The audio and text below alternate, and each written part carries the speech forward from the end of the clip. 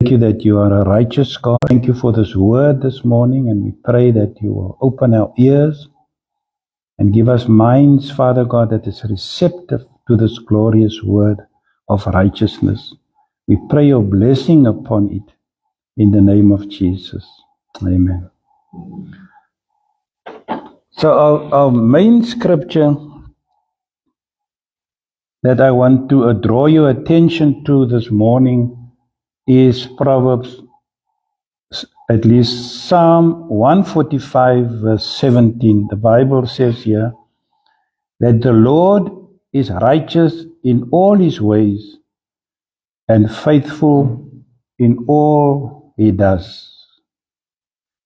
Now, this morning we're going to look at the doctrine, the subject of righteousness. Now, there are two dimensions to righteousness. And the one is righteousness that comes from God's providence. In other words, God provided when God created this world. He created this world in such a way where you have laws that he gave, spiritual laws, spiritual principles in which he will govern this world. And that is where we understand Israel, God gave them rules and regulations, and then they had to do the right thing.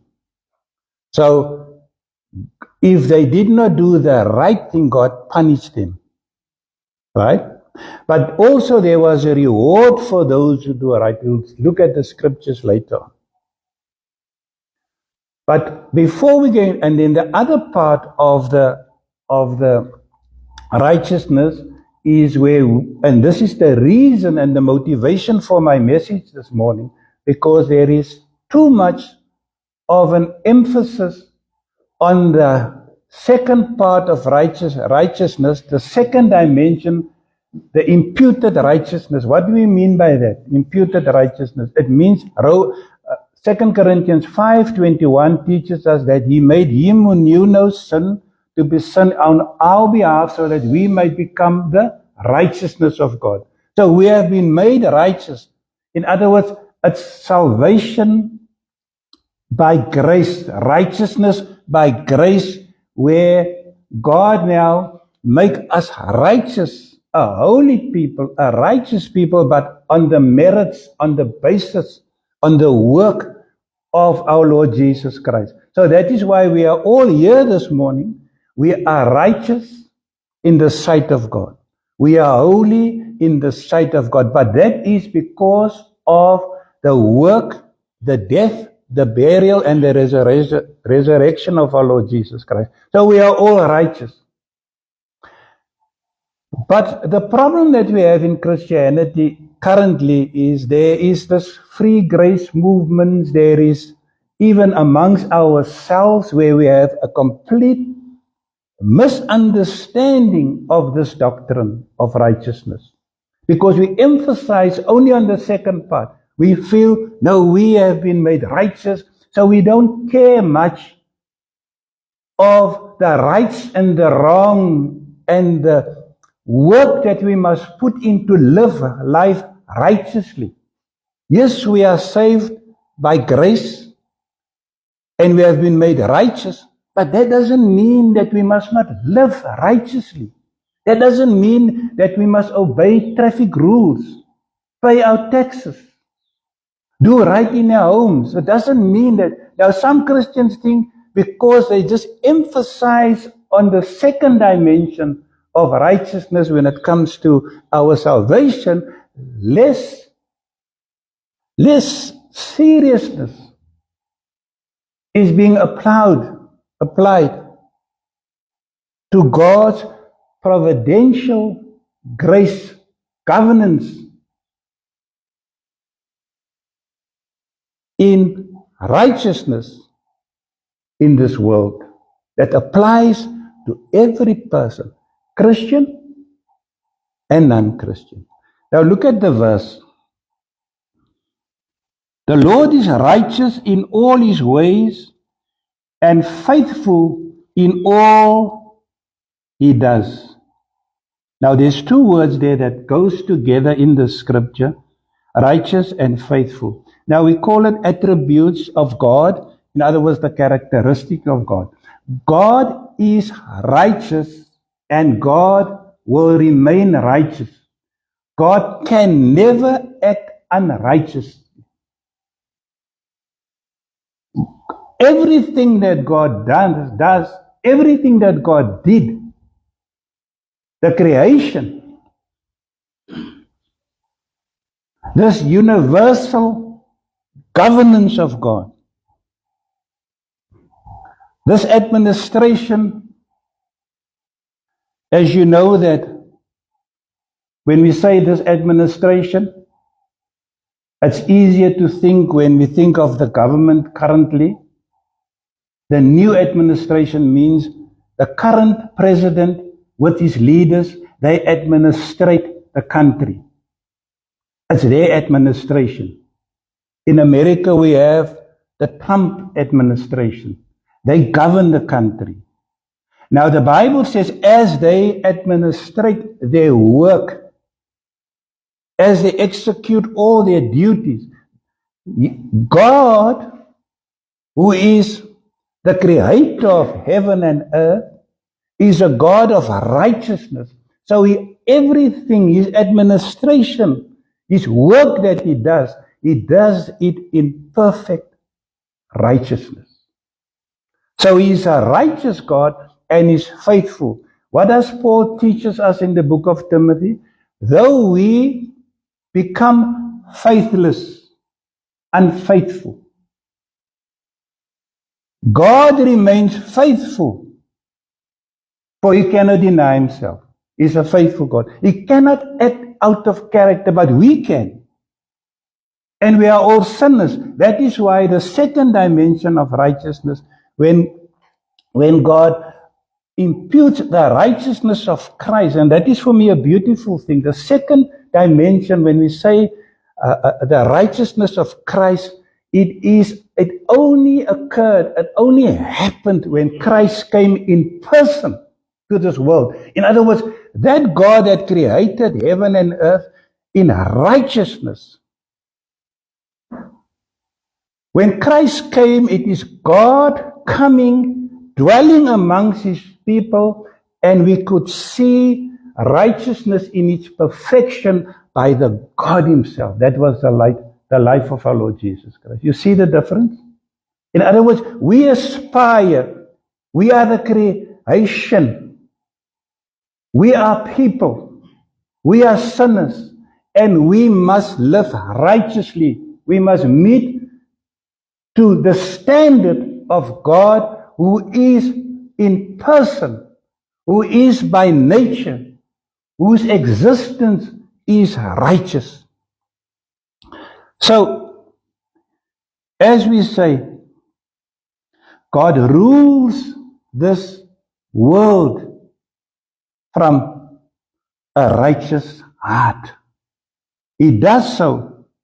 His ruling is always, whatever he does, is done from a righteous heart. Now, just to give you an understanding now, when the Bible says we have an example of the righteousness that God wants the world to live in, or let me put it this way. Let me explain a little more, then we can understand, because we are going to the practical thing that we can understand what is demanded of us. When God created this world, God knew when sin enters the world, man will become unrighteous. But if God is not going to do anything to bring in a righteous, or God is going to bring in laws and people need to obey, although they're not going to accept God. But if God is not going to bring in something that can give structure to this world and order to this world, everything will be in chaos. Right? So what did God do? Although there will be people that would not acknowledge him as God, but what God did, he brought in a sort of reward in this world so that this world can function, at least function properly, systematically, in a way that works, where everybody can actually benefit. God rewards the person, the nation, the people that does right. You see the difference? Because if God had not done that, it would be a problem. There would be absolute chaos. So today, the person that does right shall get the reward. Let's be simplistic about that. When you do right to somebody, you can actually even expect something will happen to you in return because you have done right. Now, that is not just because it is by nature, so no, it is God. That is God. Now I'm going to give you an example. That is why I've given this demonstration to show you the Word of God. The Bible says in Proverbs 14:34, righteousness exalts a nation, but sin is a reproach to any people. So the verse teaches us the moral principle built into God's government, His providential government. It teaches us that God says that according to my character as a righteous God, I will reward those who do right. Now look here what is happening. A nation that does, in other, what did I say, what is righteousness? It is just doing the right thing. Right? So when a nation tries and implement the right policies and do the right thing, there is an exaltation. In other words, the nation will progress.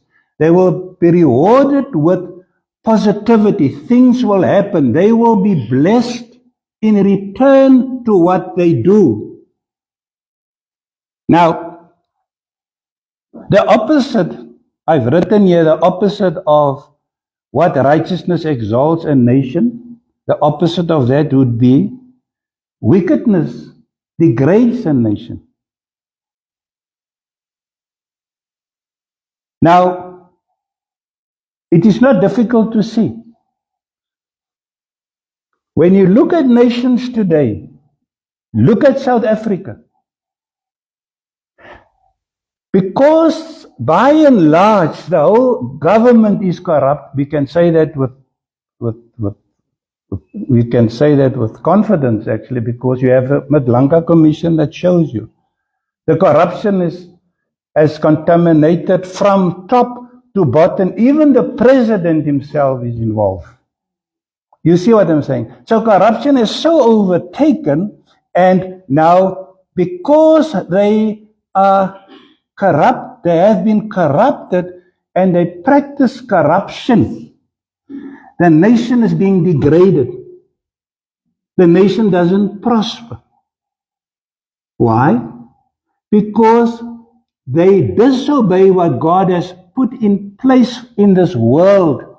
Every person and every nation that wants to do the right thing will be rewarded with a blessing. They will be exalted with the reward of that righteous act that they do. Now you find, let's go to the European countries. Because they do right to their people, they have their social welfare, they look after the elderly people, they look after the poor, the vulnerable. You see that nation is different. It's even safer.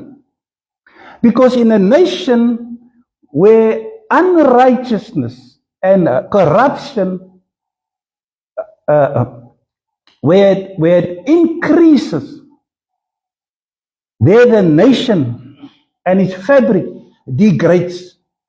So you find in this nation where there's so much corruption, high levels of crime, high levels of violence. People die in the streets. The elderly are being rejected. You see all across the nation corruption. You go to any municipal office or government, there's always corruption. Here in our communities, you go there and you have somebody there that they supposed to help you with papers and stuff, but it's all corruption, because this person that helped you fill in the forms, they want something because they help the person that is behind the counter so that they can have food money for the day. So you must give them something. Now, if you don't pay this person a bribe here in front, you come to it happened to me, you come to the counter, then they say system off, system closed, offline. They tell you offline and they're not going to help you because you didn't bribe, you didn't give that person something. I've seen it. That's how corrupt this country became. But what is the reward of that? The reward of that is just further degradation of the country. Everything goes down. The streets is not being looked at. All the municipal buildings, it falls into disarray. Everything is just messed up because righteousness is not being exalted. You see the difference. And in a country where they look after their people, you see civilization. Here, you can't even, it's a dangerous thing here to just walk on the street because the guys come, they hijack you, you must open your phone, you must transfer all your money. That's how dangerous that is, because the government is corrupt and the nation suffer. Now, you can go back. I want to conclude. I needed to do this so that you have an understanding when we're going further. In this country, currently, because of that levels of corruption, we on a daily basis experience the effect when a nation does not exalt righteousness, when they refuse to do the right thing. Then all of us will suffer, and the terrible thing is our children will suffer. Look at Africa as a whole. Look at countries here where they have all the mines. The richest continent is Africa. We have the most gold mines and so much. We have things that the world, but because of corruption, we have the worst kind of poverty in Africa. Where every person, what America is today, where every household have all the benefits.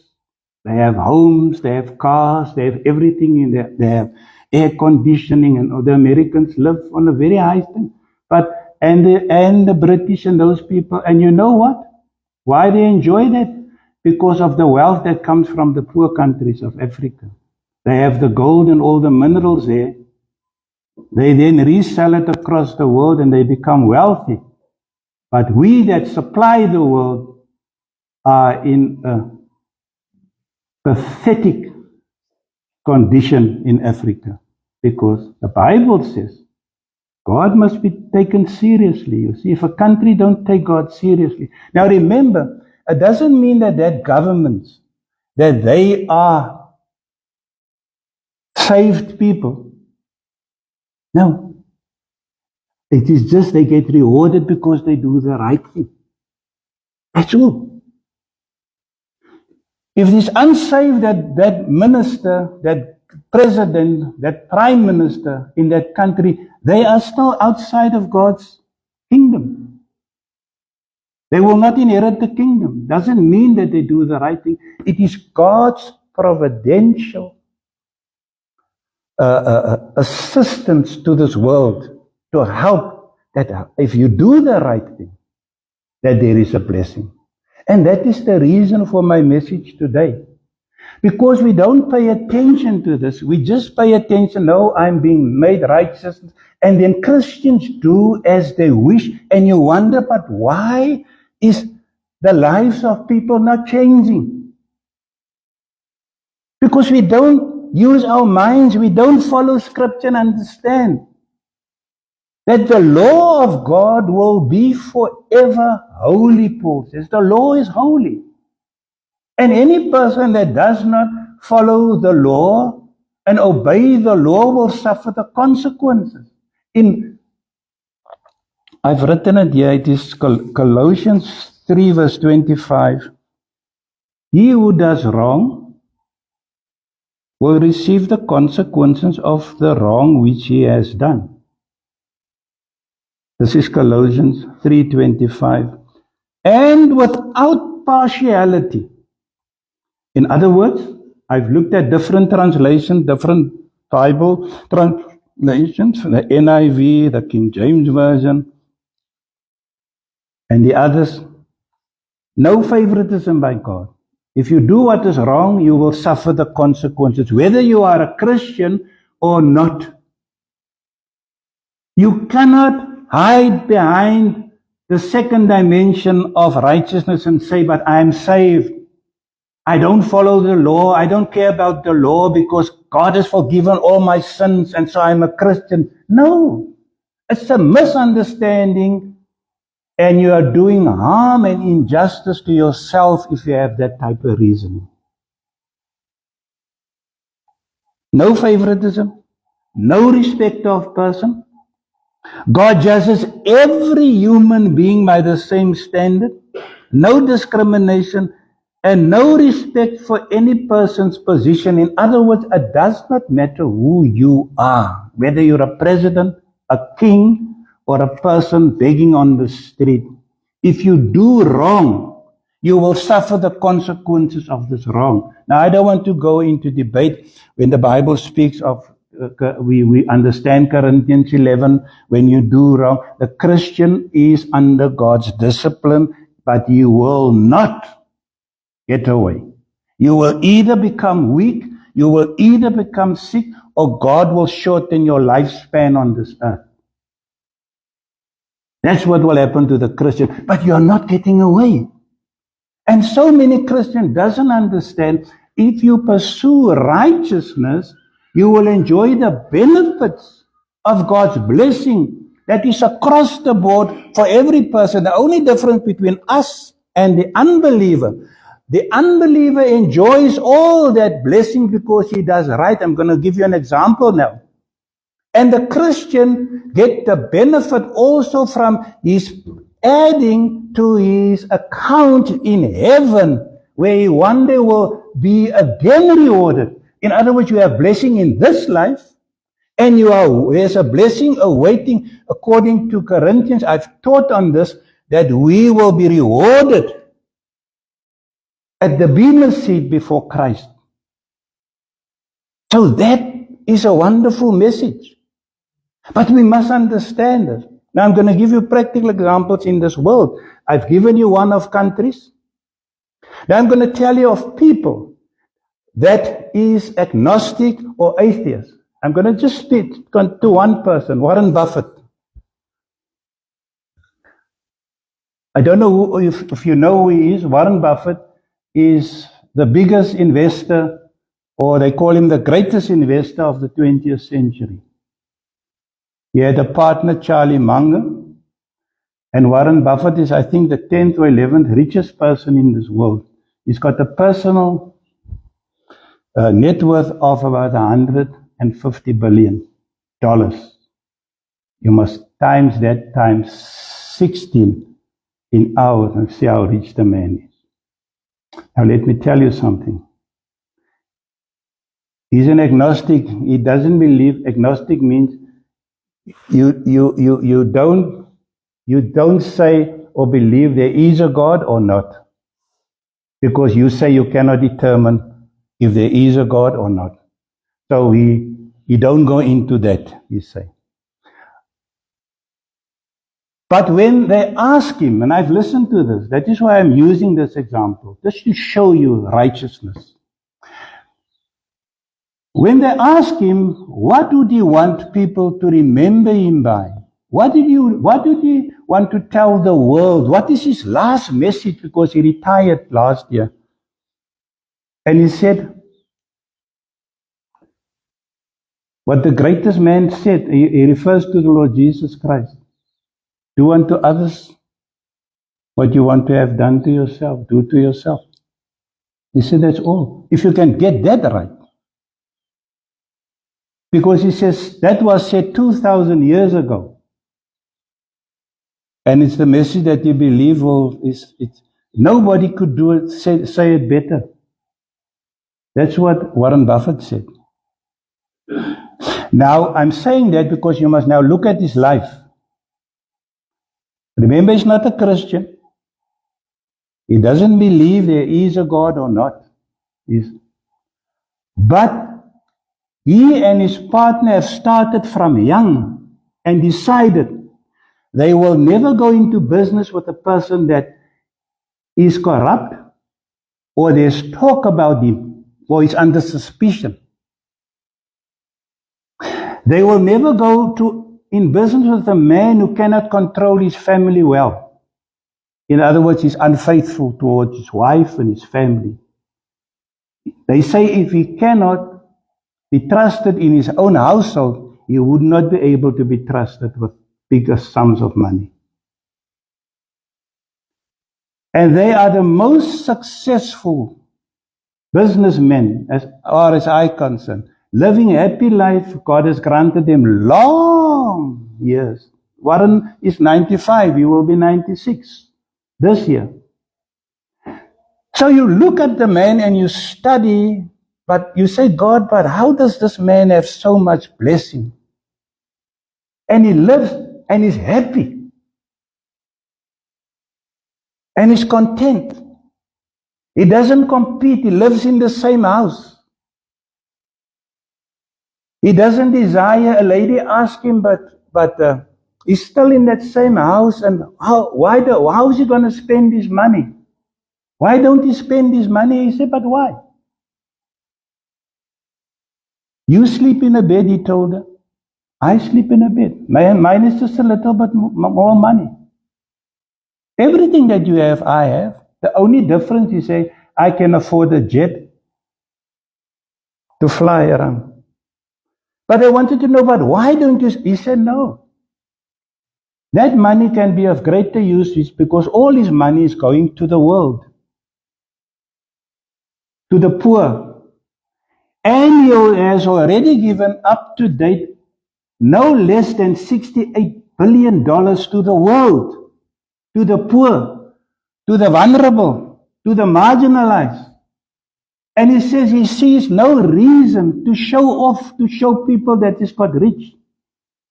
He's got riches and he's as wealthy. He don't need to compete because he said personally, never let money be your master. Money must be a tool. Now I'm spending some time on speaking to you about an unbeliever and his successes, but I want to show you the faithfulness of God on a person who have decided that we want to do the right thing.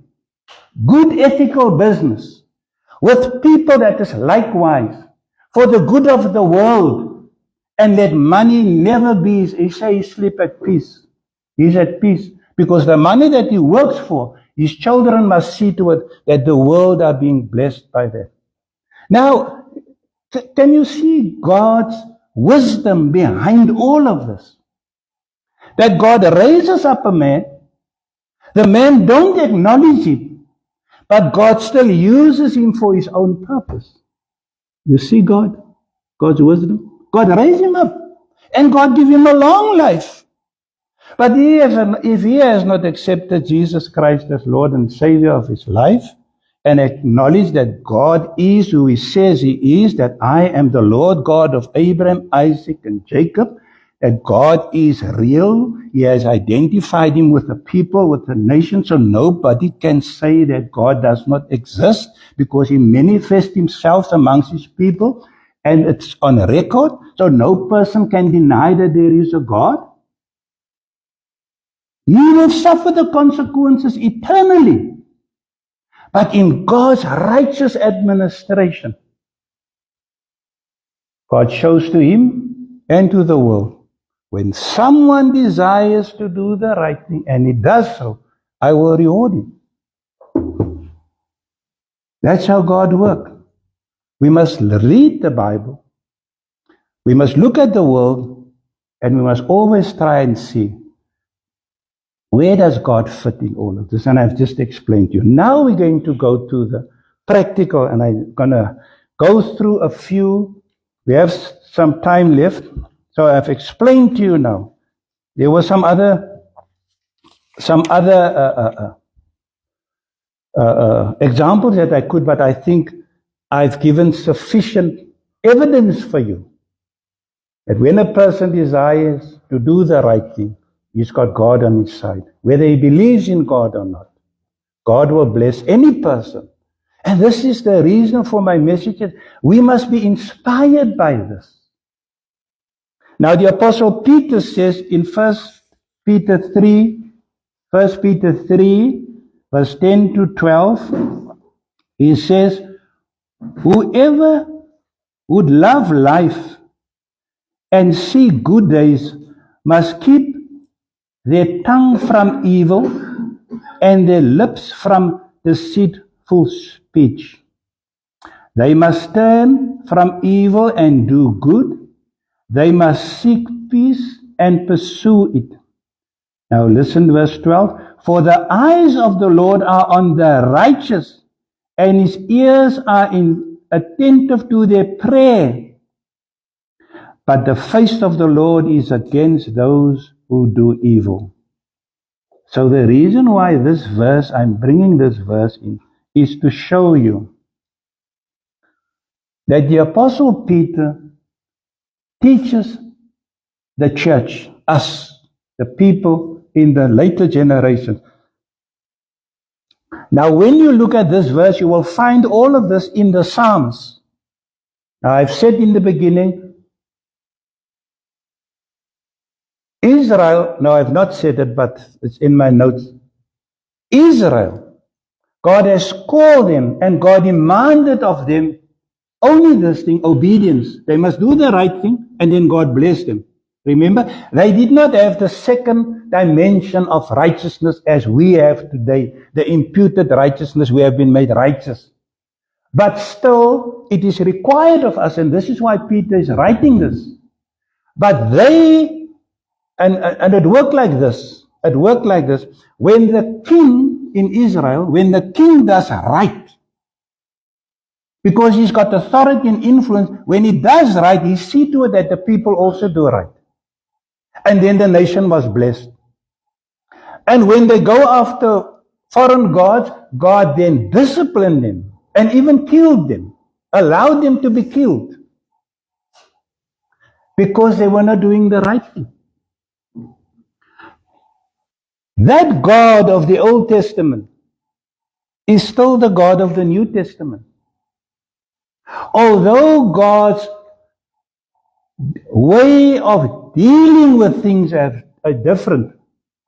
He does not like Sodom and Gomorrah and Noah, the flood. God said that's not going to happen, but God is now patient because he has fixed the day in which he will judge the world in righteousness. So God is not going to do that again because there's a day that he has fixed. But all unrighteousness, I've read you the scripture, all unrighteousness will be dealt with severely. According to the unrighteous deed that you do, you will suffer the consequences. Now, I've given you some examples. Now I want to go practically just through a few steps before we come to the end. Now, when the Bible says that righteousness exalts a nation, we mustn't misunderstand. It is not that every person in the country, because the government does right, will become rich. That doesn't mean that. Doesn't mean that every nation, because they do the right thing, they will now automatically be the richest nation. America is full of corruption. But there are many things that they do right. And you can see as they deteriorated now with this woke and immoral things that come out of America, you see how America is declining. They are making a fool of themselves in the Middle East. A small nation that they thought is going to be one night stand, they're just going to go through the country and bomb everything, and tomorrow everything is fine. Look what the Iranians do to them. You see, that's because you were arrogant. They thought they know it all. And then the people say, oh, let us block all the ships, and so the whole world suffer. And now they don't know how to get out. Arrogance, you see. That's when a nation is under judgment. You can see that. The judgment of God. They can't just run over. They are being made fools now. That is what's happening. So it doesn't mean that every nation will now immediately prosper and every person. It just shows us that God aligns more closely. And this is important, the moral order.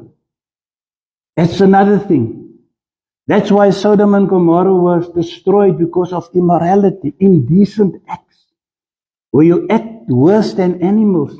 And you can see that's happening in the world now. It's happening in the world.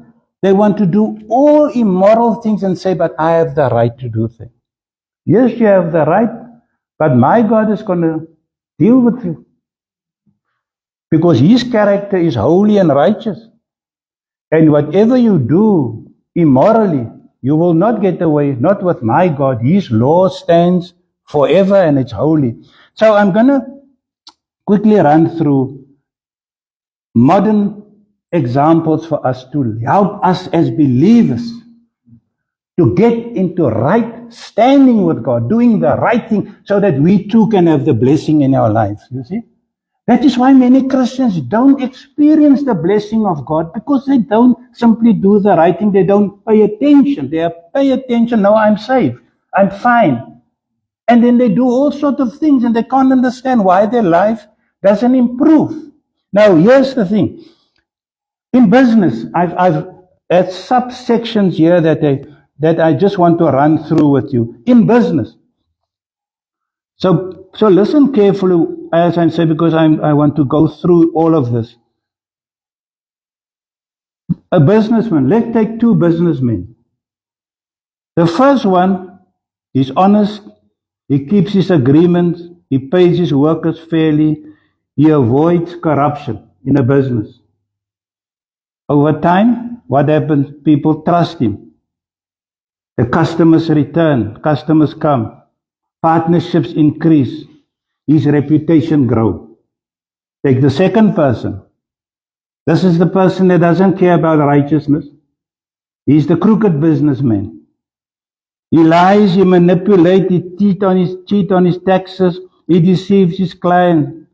Initially, the business starts, you see, but this guy is doing well. But eventually, the people start to sue him, there's lawsuits, there's no trust, becomes stressful on everybody in the business, and finally the business collapses. Because the Bible says, you see, God's law remains intact. God's law remains official. The integrity, Proverbs 11:3, the integrity of the upright guides them. Righteousness, this is the thing. Righteousness creates, in most cases, long-term stability. Because this one businessman does things according to the principles of the Word of God, he enjoys the benefit. The other guy goes down, because when you do unrighteous, you degrade. Unrighteous things, you degrade, you go down. Let's look at the family.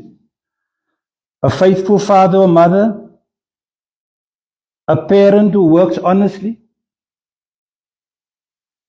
remains faithful in marriage, disciplines children lovingly, avoid drunkenness and abuse and all sorts of abuses.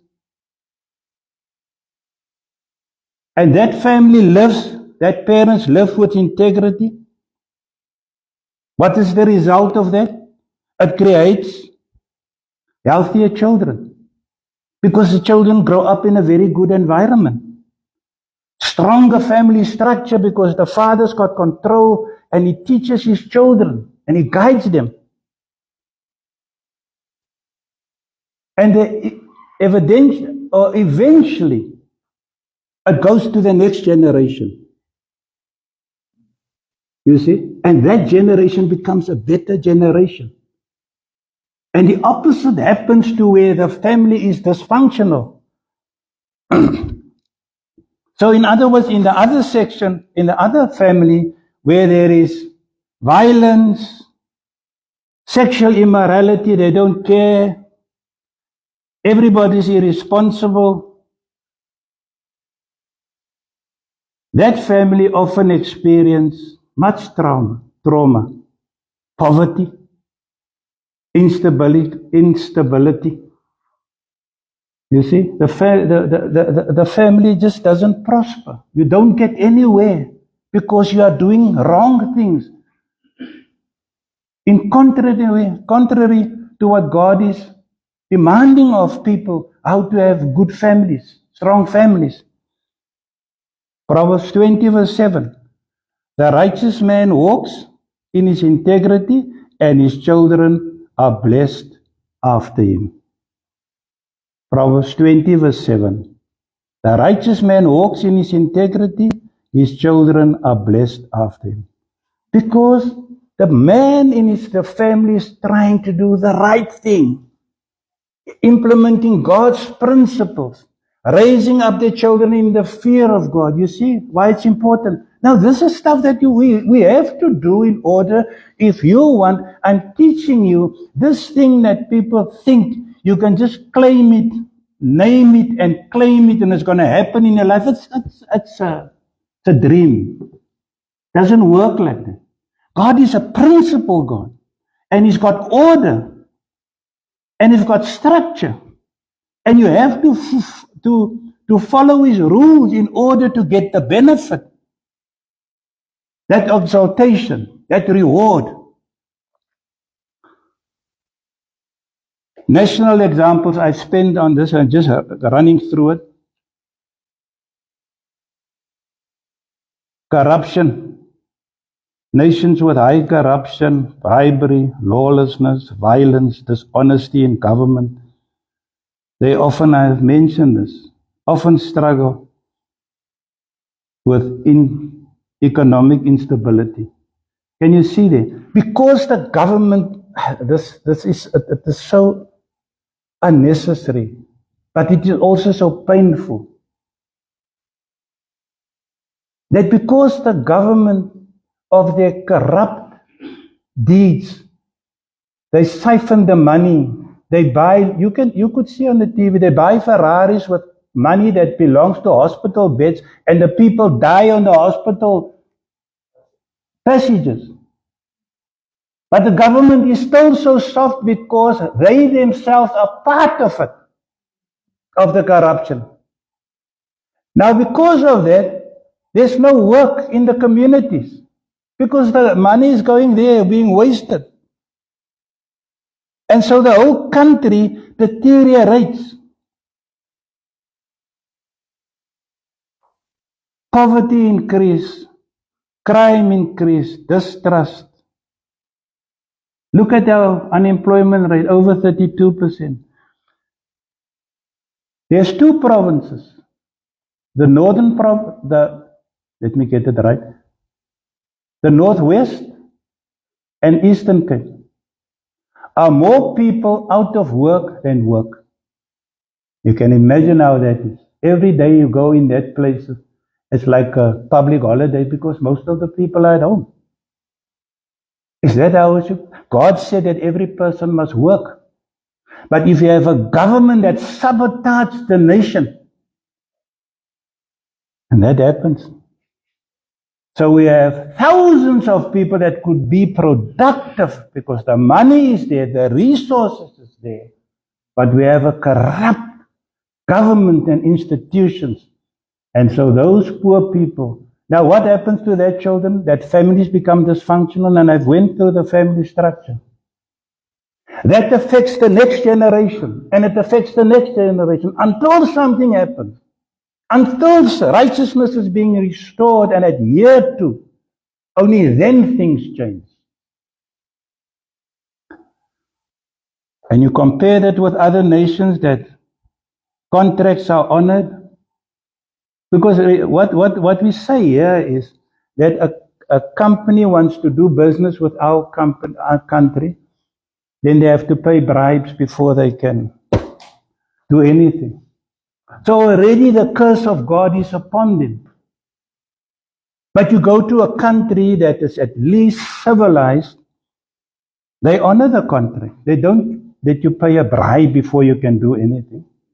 So they are already have the blessing of God because it is for the sake of, remember, every person is God's person, God's people.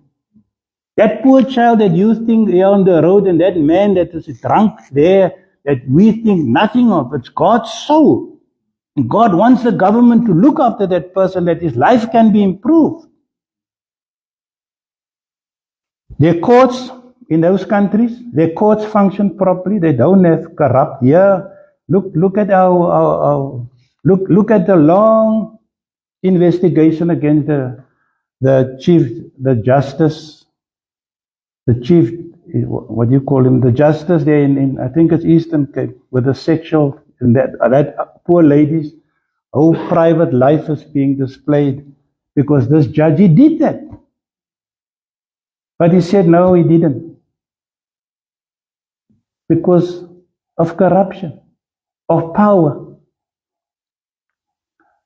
Now that country's corruption is punished, and so citizens generally respect law and order. You see the difference? The reason why guys come with impunity and take your money and rob you at daylight is because the government is corrupt and they think they can do because the government is no better. Nobody can tell them because everybody that they are supposed to honor and look up to is all corrupt. So the whole nation falls. But that nations, they experience stronger economies, the economy grow. You can even look in Africa, the countries that try to do better. Their economies grows by 6-7%.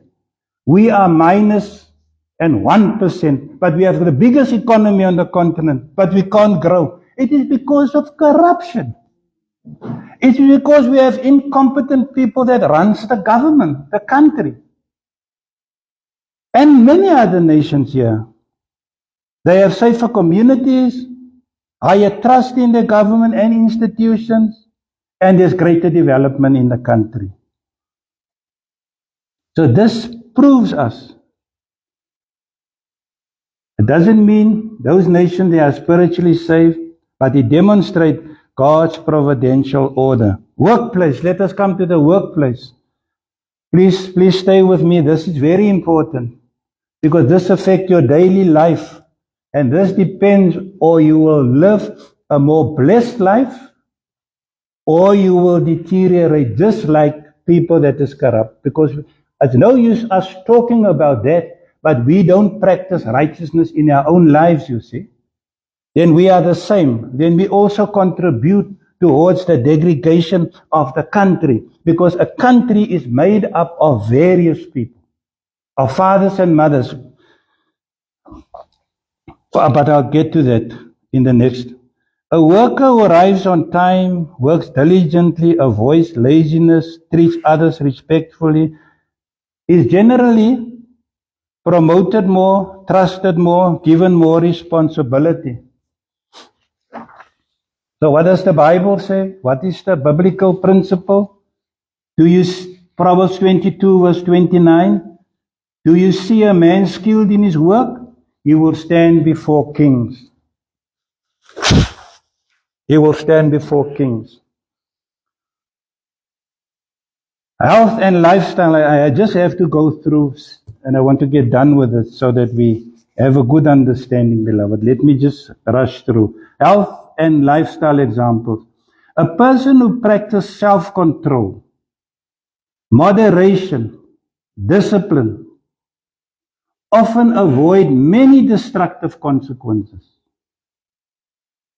We're looking at your lifestyle and your body. If you eat just as you wish, you don't care. If you are being told by the doctors to use your and I've seen this now quite a time, even here with us. When you are being told to use your medicine, you don't do your own thing and say, no, I'm not going to go on the medicine.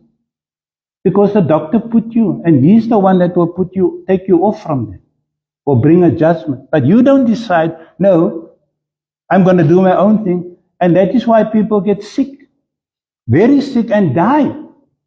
Because they disobey this principle. Drug abuse, alcoholism, reckless living, frequent producing suffering. You see, if you do that, it causes suffer. Because the Bible says in Galatians 6 verse 7, whatever a man sows, he will reap. The principle. If you're going to eat too much of the wrong things, you're going to get sick. Because that's what you're sowing. That's what you're putting out. What you put out will come back. If you're a violent person, you will attract violence. And you might die in violence. You cannot live as you wish. Your lifestyle is important. But there are exceptions. It doesn't mean when we say that these things that everybody will just have all full prosperity, because we must look at Job. Job suffered because God had a plan that God wanted to show for us today that live to the heavens in earth. It started in heaven, the story with Job. It was God at work to show mankind and future generations. So we must understand the balance here. The balance, practical righteousness matters.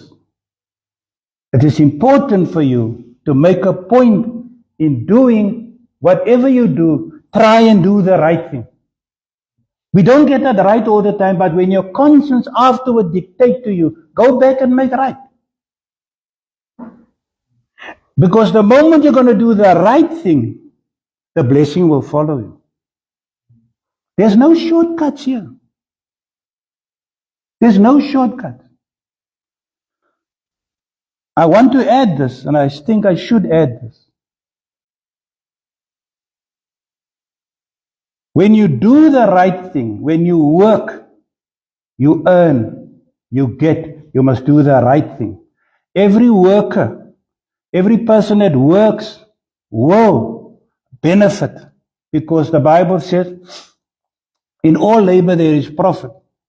Now in some churches you'll find that the preacher, the pastor is being paid, no problem. He's being paid for the work that he does, no problem. But he cannot, in between the service, decide, I want to make a collection for myself because I want to go on a holiday, because I'm God's man. This is serious. That's an unrighteous man in the church, misusing God's people, because the order, there's a contract. Remember what I've said, there's contracts that must be honored. If you are the pastor, the leader, and you get paid for the work that you do, that's where it stops. You don't all become crafty and clever and then rob God's people, daylight robbery, and then say, let me make a collection there, I want to buy a car. He has to go work for that. I've told you last week. The Apostle Paul was a tent maker and he worked. The Apostle Peter was a fisherman and the Lord Jesus Christ was a carpenter and he work. You work. Because money must be earned. We don't make money. Money is being made by the mint. Only they make money and the money they supply. But you and I must earn our money. Because it comes from God. So you don't come up with schemes in the house of God and then say, I need some extra cash for this week. I want to buy me a new watch. Bless the man of God. No. He must go work. Okay. So, in summary, the two things that we must know for today. I'm ending off. In summary, God's righteousness, his first dimension of righteousness, is God's providential blessing. His providence, in other words, what he gives, what God offers from his genuine, righteous heart. He offers any person that seeks to do the right thing will receive the blessing of the right deed that you do. If you love your wife, treat her honestly, you will receive in return the blessing of your righteous act. The same with your children, the same with your work. And here's the test for us. Even in the dark, even when nobody sees you. Because it is in the public, in the private of a nation, when everybody does the right thing, publicly people see the country flourish, you see? Because it comes from here, like God, from the heart. You do the right thing for the sake of the right thing. This is small things, but I need to say this. When you go to the shop and the cashier gives you too much money, go back and give the money back. That poor lady must pay in that money today. If she's short of her money, go and pay back. Tell her you gave me the wrong. Be honorable. Don't come to the church and then testify God has been so good. He's made a provision. I was looking for money and the exact amount, 100 rand. Somebody gave me, the lady gave me too much change. And now God has blessed me and I have 100 and the pastor say amen. Hey? The lorry falls over and the people run and they take bread. Don't go. Stay away from it. It's wrong. It's an unrighteous deed. Your children is going to suffer. You are bringing a curse on your children because your children see what you do and they're going to do the same and their lives will never improve. Do the right thing. It's not easy. I'm standing in front of you. We all struggle. But if you can try and do the right thing, you will receive the blessing. Let me just give you the last, final statement.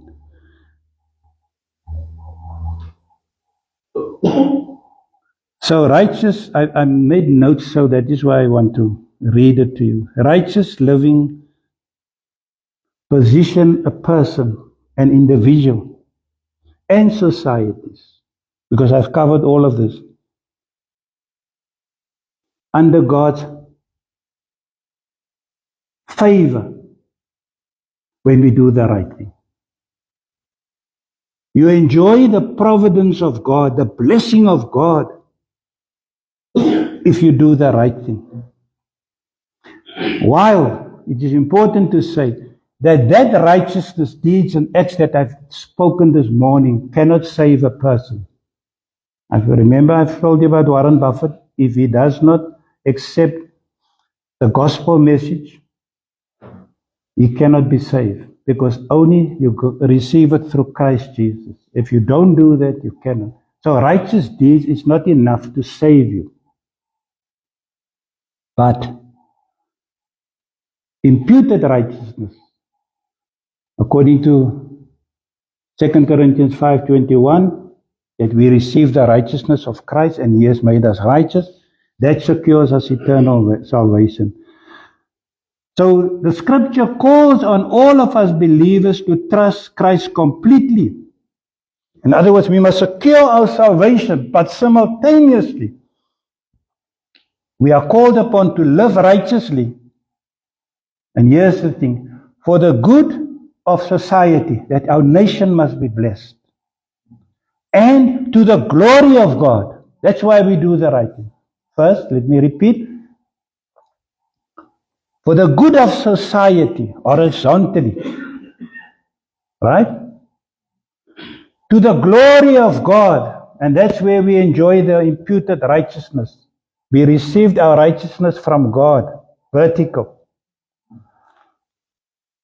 And here's the thing. When you do right today, you are securing a blessing on future generations. Think about that. You do right for the good of society. You do right to glorify God. But your contribution is not only for now, but for future generations. That the blessing can come on them, and they themselves in turn want to do the right thing because their parents did the right thing. And they want to honor God through that. God bless you. Father God, we thank you for your loving kindness. Your word is true. Your word is living and active and sharper than any two-edged sword, and is piercing as far as the divisions of soul and spirit, of both joints and marrow, and is able to judge the thoughts and the intentions of the heart. Because the Bible says there is nothing hidden from thy sight. All things are open and laid bare to the eyes of him with whom we have to do. And we pray, Father God, that we will try to the best of our ability to do what is right, whether it is in secret or in public, so that we can do so for the good of society, to glorify and honor thee, and make a contribution toward future societies. In Jesus' name, amen.